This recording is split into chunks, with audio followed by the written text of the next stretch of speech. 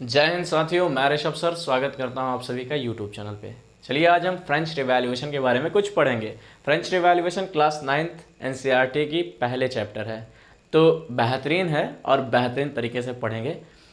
तो थोड़ा इंट्रोडक्शन समझते हैं फ्रेंच रिवैल्यूएशन का। होता क्या है कि आप टाइम पीरियड शुरू में पढ़े होंगे 14 जुलाई 1789। तो 14 जुलाई 1789 इतना इंपॉर्टेंट टॉपिक टाइम क्यों है ये थोड़ा समझते हैं।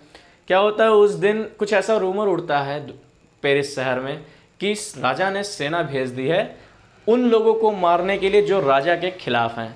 तो जो राजा के खिलाफ हैं, राजा के खिलाफ तो उस समय सभी लोग थे, क्योंकि जस्ट बिकॉज इन्फ्लेशन, बहुत सारी महंगाई के कारण सामान महंगे थे, तो सब राजा के से विद्रोह करना ही चाह रहे थे। तो इससे क्या हुआ कि लोगों को ऐसी रूमर फैली और रूमर के कारण लोग इकट्ठा हो गए। लगभग 7,000 से भी ज़्यादा महिला पुरुष लोग इकट्ठा हो गए पेरिस शहर में। और वो लोग क्या सोचे कि राजा के खिलाफ विद्रोह कैसे करनी है। अब विद्रोह कैसे करनी है वो तो बाद में देखेंगे, पहले सेना से कैसे लड़नी है। अब सेना से लड़ने के लिए उन्हें चाहिए कारतूस, वेपन्स। अब वेपन मिलेगी कहाँ? वेपन मिलेगी सरकारी जगह पे। अब वो सबसे पहले जितनी भी सरकारी जगह है सब जगह जाकर अटैक करना शुरू कर देते हैं। इवन एट द एंड में देखोगे कि बास्तिल के किले में घुसते हैं और वहाँ के जो कमांडर है उसको तो वहीं धर देते हैं, मतलब मार देते हैं। और वहाँ पर उनको बारूद मिल जाता है। इवन कुछ सिपाही जो कैदी थे उनको भी छुड़ा देते हैं। कैदी क्या, 7 ठो कैदी थे, 7 कैदी, उनकी क्या चर्चा करना। फिर उनको भी लेकर चलते हैं। अब लेकर चलना है मतलब कि विद्रोह शुरू। अब विद्रोह देखिए, एक जगह तो रिबल हो रहा है। आप देखोगे कि पेरिस क्या अलग भी कंट्री साइड में यानी गांव में भी कई जगह छोटे मोटे विद्रोह चल रहे हैं उस टाइम पीरियड में। इम्पॉर्टेंट ये नहीं है, इम्पॉर्टेंट समझना ये है कि विद्रोह की शुरुआत जो 14 जुलाई में हो रही है वो इतना बढ़ जाएगा कि देखेगा कि राजा को गिलोटिन से काट कर मार दिया जाएगा। मतलब कि वो जो पहली बार रिबल कर रहे हैं उनको भी ये नहीं मालूम था कि इतना बड़ा ज़्यादा विवाद बढ़ सकता है कि राजा तक को मार दिया जाएगा। मतलब यहाँ तक सोचना है आपको। तो ये पूरी स्टोरी कहाँ से घूमकर कहाँ तक आई है, इसी को पूरे इंट्रोडक्शन में आपको जो बताया गया है उसी को पूरी स्टोरी में हम पढ़ेंगे। आइए पहले टॉपिक को से चलते हैं, मतलब पैटर्न वाइज पढ़ते हैं। क्या है पहला टॉपिक? French society. अब सोसाइटी आया है, दैट मीन्स थर्ड स्टेज जो आपने पढ़ा है, फर्स्ट सेकंड थर्ड, यानी नोबल, क्लर्जी और थर्ड स्टेज। अब नोबल में वो लोग हैं जो लोग कुलीन हैं, रईस हैं, राजा के परिवार के लोग हैं, तो उनको प्रिविलेज है। प्रिविलेज क्या है? They are not given the tax. अच्छा, सेकंड स्टेज में कौन लोग हैं बेटे? चर्च के लोग हैं, ये लोग भी प्रिविलेज हैं। अच्छा, थर्ड स्टेज के लोग टैक्स देंगे। तो ये सोसाइटी है। और ड्यूरिंग द लेट सेंचुरी, शुरू से समझते हैं लेट 18th सेंचुरी में क्या सोसाइटी है। शुरू से कुछ ऐसी कहानी है कि राजा बनते हैं नए बर्बन डायनेस्टी के लुइस 16। अब वो जब बनते हैं तो 20 साल के हैं। उनकी एक वाइफ है, वाइफ यानी प्रिंसेस है, वो ऑस्ट्रिया की प्रिंसेस है, ऑस्ट्रिया। एंटोनिटी उनका नाम है। तो ये नाम और जगह दोनों याद रखिएगा, इम्पॉर्टेंट था। जब वो राजा बनते हैं तो जो ट्रेजरी है यानी जो कोष है जहाँ पैसा होता है स्टेट का, बहुत हद तक खाली है, इवन कर्जे में है। 2 बिलियन लिब्रो का कर्जा है, 2 बिलियन लिब्रो। अच्छा, इतना तो है ही। इवन राजकाज में जो, मतलब राजकाज कहने का मतलब शाही फिजूल खर्ची, लोगों के वेतन देना, सेना का खर्च या शाही ठाट भाट में और पैसा खर्चा ही हो रहा है। और खर्चे यहाँ तक है, इवन वो उसकी एक जगह मतलब ब्रिटेन से लड़ाई है, फ्रांस की ब्रिटेन से एक क्लैश है।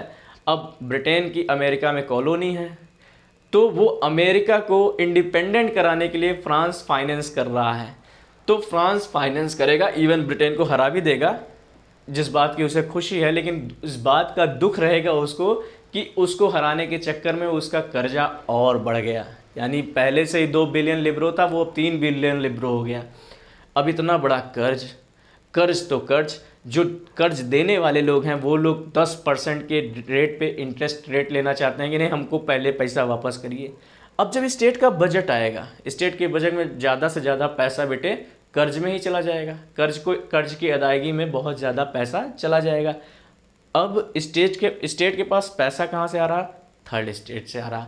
अब पैसे की चलन को सुनने के लिए आपको सबसे पहले वहाँ की सोसाइटी पे चलना है। सोसाइटी जैसे मैंने बताया 3 स्टेज पे डिवाइडेड है। नोबल, क्लर्जी यानी नोबल राजा के परिवार के लोग, क्लर्जी यानी चर्च के लोग, और थर्ड स्टेज यानी प्लीजेंट और गरीब आम आदमी। आप देखोगे कि वहाँ पर जो लैंड डिस्ट्रीब्यूशन है, सबसे ज़्यादा पॉपुलेशन इसी थर्ड स्टेज की है, 90% पॉपुलेशन इसी की है, और इसके पास बहुत कम ज़मीनें हैं खेती करने के लिए खुद की। और ऊपर के जो 2 स्टेज है जिनकी पॉपुलेशन कम है, लेकिन उनके पास लगभग पूरे फ्रांस की 60% ज़मीन उन्हीं की है। अब उनकी ज़मीन पे ये खेती करेंगे या इंडस्ट्री में वर्क करेंगे, मतलब काम करेंगे, वेजेस पे ही मतलब वहाँ पे रहेंगे। अब जो काम करेंगे, जो वेजेस पाएंगे, उस पर इनको 2 तरीके के टैक्स देने हैं। एक टैक्स चर्च ले जाएगा जिसको टिथ कहते हैं, और एक टैक्स राज्य यानी स्टेट को देना है, उसको टैली कहते हैं। टाइल टैक्स स्टेट लेगा, टिथ टैक्स चर्च लेगा। दोनों एक तरीके का इनकम टैक्स है, यानी डायरेक्ट टैक्स है।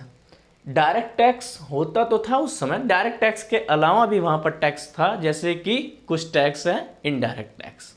इनडायरेक्ट टैक्स मतलब तंबाकू और सॉल्ट पे, टोबैको सॉल्ट पे इनडायरेक्ट टैक्स, जैसे आज जीएसटी लिया जाता है वैसे ही।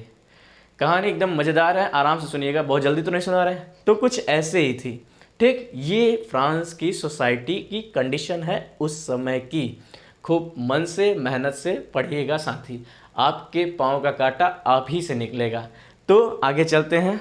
आगे कुछ ऐसे है कि चलिए फर्स्ट पॉइंट पे और चलते हैं, the struggle to survive. Struggle क्यों लिखा, मतलब संघर्ष करना, सर्वाइव करने के लिए। क्यों? क्योंकि जब 1715 का टाइम पीरियड चला था, उस टाइम पीरियड में इनकी जो पॉपुलेशन थी बेटे वो कम थी। पॉपुलेशन कुछ 2.3 करोड़ थी। अब इतनी पॉपुलेशन थी, लेकिन अब 1789 तक आते आते इनकी पॉपुलेशन बढ़कर कितनी हो गई, 2.8 करोड़। पॉपुलेशन इतनी ज़्यादा, रिसोर्स उतने ही कम, वेजेस लोगों के उतने ही कम, लोगों के पास पैसे भी कम। कभी कभी तो मौसम में अकाल आ गया, पानी नहीं बरसा, सूखा हो गया, और भी संसाधन कम। इससे क्या होगा, महंगाई उतनी ज़्यादा, पब्लिक ज़्यादा, महंगाई ज़्यादा, डिमांड ज़्यादा। पब्लिक ज़्यादा, डिमांड ज़्यादा, और डिमांड ज़्यादा, वस्तु कम, इस वजह से महंगाई ज़्यादा। इकोनॉमिक्स है, इतना तो जानते ही होंगे। अब इससे क्या होगा कि जब इतने ज़्यादा लोग हैं, खाने को महंगाई हर चीज़ में है, रोटी तक में महंगाई है, तो लोग क्या करेंगे, छीना झपटी करना शुरू करेंगे, ठीक। तो वो छीना झपटी वाला कॉन्सेप्ट बाद में आएगा, उसको बाद में पढ़ाएंगे। पहले सर्वाइव के लिए जो प्रॉब्लम है ये देखते हैं। क्या है कि उस टाइम पीरियड में लोगों के जो कहीं भी काम कर रहे हैं, वेजेस बहुत कम मिल रहे हैं। जब वेजेस कम मिल रहे हैं और सब चीज़ महंगे होते जा रहे हैं, वेजेस कम क्या कहने का मतलब है, वो कई साल पहले जो इनकम डिसाइड किए थे उसी आधार पर दे रहे थे। समय बदल गया, महंगाई भत्ते के हिसाब से तो बढ़ाया नहीं इनकम। अब क्या है कि समाज में महंगाई ज़्यादा है, वेज उतना ही है, कम पैसों में पूरे परिवार का पालन करना, तो इससे क्या है कि हो नहीं पा रहा था। तो यही आप पढ़ेंगे, संघर्ष सर्वाइव के लिए, यही टॉपिक में ये बात कही गई है। दूसरी टॉपिक आप पढ़ोगे, ग्रोइंग मिडिल क्लास। अब मिडिल क्लास का ग्रो कैसे हो रहा है, कहने का मतलब ये है कि मिडिल जो थर्ड स्टेज में जैसे प्लीजेंट लोग थे, अब प्लीजेंट नहीं है, एक नई क्लास उभर के आ रही है, मिडिल क्लास। कैसे आ रही है ये नई क्लास, ऐसे आ रही है कुछ कि इन्हीं में कुछ लोग ओवरसीज ट्रेड कर रहे हैं, मतलब वो समुद्र पार ये व्यापार कर रहे हैं।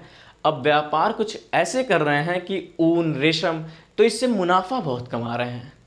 तो जब मुनाफा कमाएंगे तो आप अमीर हो जाएंगे। दूसरा, इसी में से कुछ लोग सिविल सर्वेंट हैं, एडमिनिस्ट्रेशन से जुड़े हैं, लॉयर हैं, इंजीनियर हैं, ये सब भी पढ़ाई कर रहे हैं। तो जब ये सब लोग आएंगे तो ये लोग एक नई परिकल्पना लेकर आएंगे।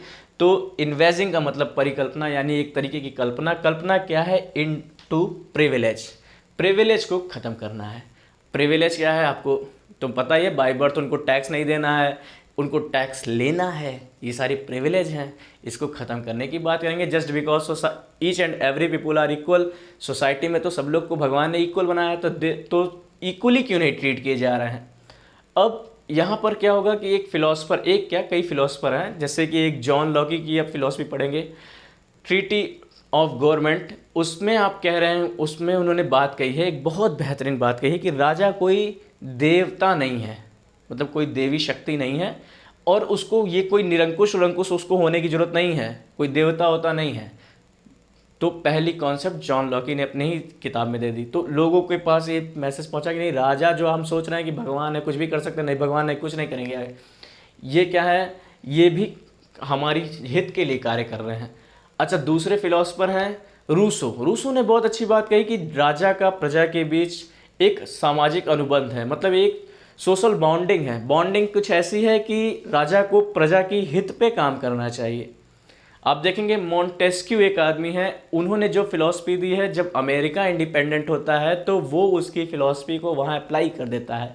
कैसे फ़िलॉसफी दिया है उन्होंने फ़िलॉसफी दिया कि स्टेट में 3 अलग अलग पिलर्स होने चाहिए, जैसे लेजिस्लेटिव, एग्जीक्यूटिव और जुडिशरी, और सबके पास उतनी ही पर्याप्त मात्रा में पावर होनी चाहिए, मतलब ये तीनों पावरफुल होने चाहिए। और जब अमेरिका को बनाया गया तो ये तीनों चीज़ों को वहाँ पे बनाया गया और ऐसे ही अप्लाई किया गया। अपनी कंट्री में भी, इंडिया में भी ऐसे ही सिस्टम है, लेजिस्लेटिव, एग्जीक्यूटिव और जुडिशरी, यही सिस्टम को फॉलोअप किया गया है। तो ये सब नई नई विचारधाराएँ पम्पलेट्स पे, समाचार पत्रों में, हर जगह से, किताबों में, मैगजीन में छप छप के लोगों के पास आ रही थी, और लोग कॉफ़ी हाउस में, वियर हाउस में या सैलून में जाकर बैठकर इन सब पर चर्चा करें। जैसे आप कभी बैठते हैं चाय की दुकान पर, देश की पॉलिटिक्स की चर्चा कर लेते हैं, वैसे ये सब भी चर्चा कर रहे थे। चर्चा करने का मतलब ये बताना है कि प्रिविलेज को ख़त्म करिए और हमारे साथ जो इतना एक्सप्लॉयटेशन हो रहा है इसको ख़त्म कीजिए। ये मन का गुस्सा है, वहाँ के मन का गुस्सा है, आपको ऐसे समझना है, ठीक। इवन जो लोग पढ़े लिखे कम थे, मतलब इससे पहले जो विद्रोह होते थे, प्लीजेंट, जब पढ़े लिखे नहीं तो दूसरों तक बात ही नहीं पहुंच पाती थी, तो विद्रोह को दबाना आसान था। लेकिन यहाँ पढ़े लिखे लोग, सबको, एक जो जाहिल से जाहिल आदमी है वहाँ तक मैसेज पहुँचाना चाह रहा है। कैसे पहुँचाएगा? समाचार पत्र को जोर जोर पढ़ेगा, सुना के पढ़ेगा, अरे देखो तुम्हारे साथ यही हो रहा है। इन्हीं बीच में क्या होगा कि राजा कहता है कि अब एक और मीटिंग बुलाई जाएगी वर्सलीज पे मीटिंग बुलाई जाएगी, टैक्सेशन को बढ़ाने के लिए, इसको रिफॉर्म करने के लिए एक नई मीटिंग बुलाई जाएगी। अब तो जो पढ़े लिखे एलीट लोग हैं, ये लोग कैसे लोगों को समझाएंगे कि चलो फिर से तुमको बुला रहे हैं, अब फिर से तुम्हारे ऊपर टैक्स का और बढ़ा हुआ रूप ला देंगे, मतलब और तुम टैक्स दोगे। तो कहने का मतलब ये है कि द्रोह की शुरुआत कैसे हो रही है, कौन कर रहा है, आपको ऐसे समझना है। तो पहले टॉपिक में इतना ही है, मतलब फर्स्ट टॉपिक जो 2 भागों में डिवाइड है, इतना ही है, ठीक। अगर इसके आगे का जो मैं अगली वीडियो में बताएंगे, इसके आगे की चीज़ें अगले वीडियो में, और आप बने रहिए, बहुत बेहतरीन तरीके से सीख कर जाएंगे। वीडियो अच्छा लग रहा हो तो प्लीज़ लाइक, शेयर, सब्सक्राइब ज़रूर कीजिएगा, और मिलते हैं नेक्स्ट वीडियो में। जय हिंद, धन्यवाद।